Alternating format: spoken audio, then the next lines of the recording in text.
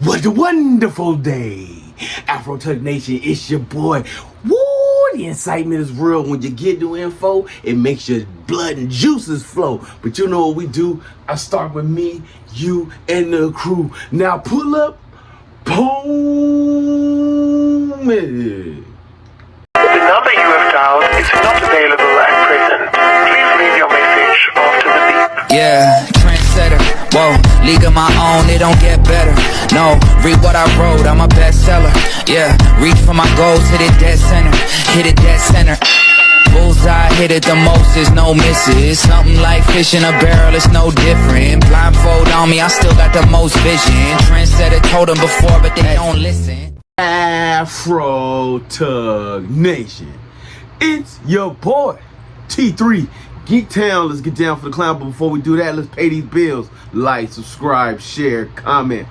Come talk to your boy. I appreciate everybody that comes through. 309 subscribers. I thank you everybody for checking in, tuning in, and listening. Go tell your mama, go tell your friends. But that's not what brought you up in here today. What are we talking about today?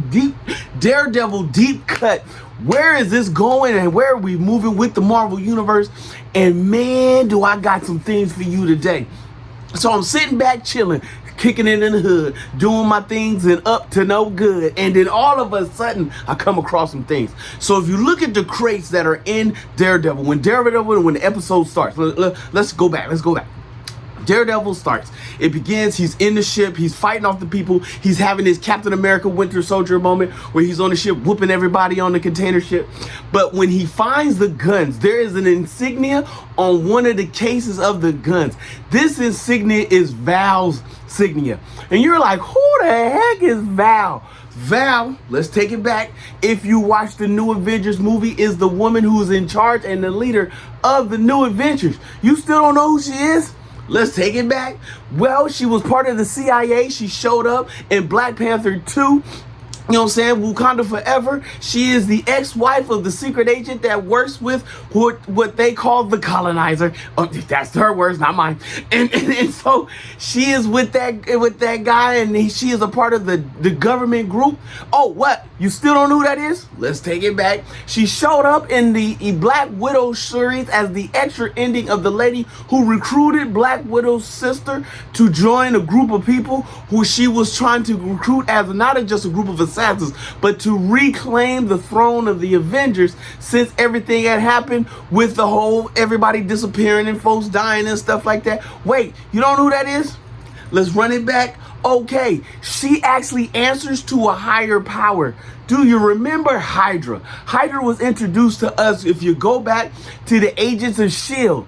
And Agents of S.H.I.E.L.D., what did they do? They were here to protect the world, but turns out they were really in charge of everything that has been going on throughout course of history, because they are a secret evil organization that has been out to control and doom the world, and they use our own government system against us. You still not sure what that is? Let's go back to Captain America Winter Soldier. Captain America Winter Soldier is when he finds out that Bucky, his homeboy, the Winter Soldier, was this man that worked for Agents of S.H.I.E.L.D.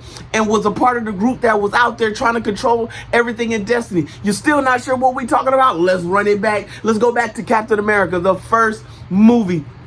Oh my goodness, his introduction to the world, the first Avenger. Before he became the man who he is today, he was just a little skinny kid out on the block trying to join the military, and they wouldn't take him because he was too little, too small, and not big enough to hold a gun, until he became the man Captain America. And he had to go against Hydra, the Red Skull, the man who runs it all, the man who did it from the beginning, the man who eventually was killed, pulled in by the Tesseract, and became the man who held the Soul Stone for Thanos, and Thanos had to kill Gamora, throwing her off the hill. Who does Hydra has been in games and everything? They were part of Avengers, Ultron. He was a part of that group. What was going on with that? With the Tesseract, with the staff and the stick that Loki had. They controlled all of that piece. They also was the council that Nick Fury went to in the first Avengers movie as he was getting ready to initiate Avengers Initiative. And they were like, I don't know. Man, they are really about to, they have deep dove into the connectability. And unfortunately, if you are not a part of this geek universe, which I am here to happily to bring you a part of, we are here to let you know all things connected. And then all of this runs back down to Daredevil, who the Kingpin is running for, which means we don't have a real true villain since we're getting ready to go into the mutant universe of everything. What do you mean the mutant universe? Yes, the X-Men is coming, but mutants, the word mutant was not allowed until we saw Miss Marvel, the TV show, and when she realized that she was a mutant, not just with the bands on her arms, but her mutant DNA and ability and powers. But that takes us back to Doctor Strange. If you go back to when Doctor Strange and the Multiverse of Madness with Wanda and the council that was standing before him, they were a part of the mutant universe because that was the first time we saw Reed Richards. We saw Miss Marvel's mother that was sitting on there. We saw the entire mutant clan that was in charge. Professor X was in there. Oh my goodness. Oh my goodness. I want to. It was like the unmutant kind. They lived on the moon. They were a part of a different universe. They had Medusa was the queen, and then you had the man with the voice who could just echo, and he couldn't talk, and then if he did, he would kill you. That was a small series. Inhumans is the word I'm trying to come up with. Inhumans. I'm pretty sure the word has already showed up, but I'm gonna say it anyway. And that was a part of the mutant universe, but the word mutant was not allowed yet into this universe. And with Daredevil, with Spider-Man Brand New Day, with the Punisher TV show, with everything that's going on, we have gotten the deep cut in this just one episode. We got all of this from one episode. We ain't even got into the 2 that they dropping next week. Woo!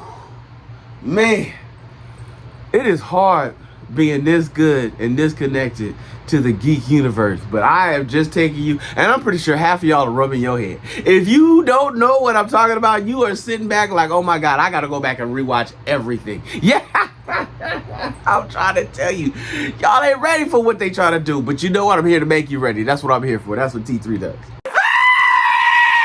Alright fam, as you know, it is now the weekend. What are we gonna watch?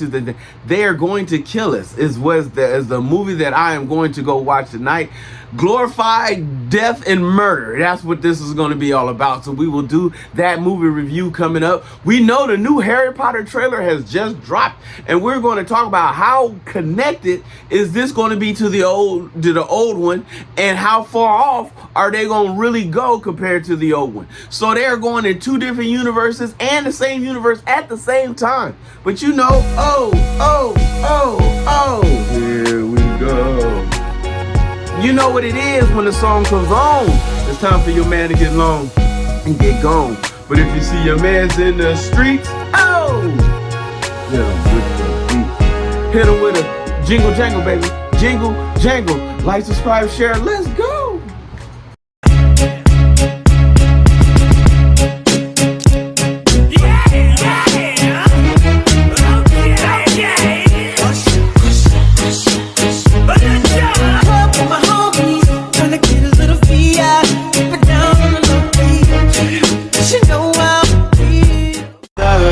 Caught in the crossfire.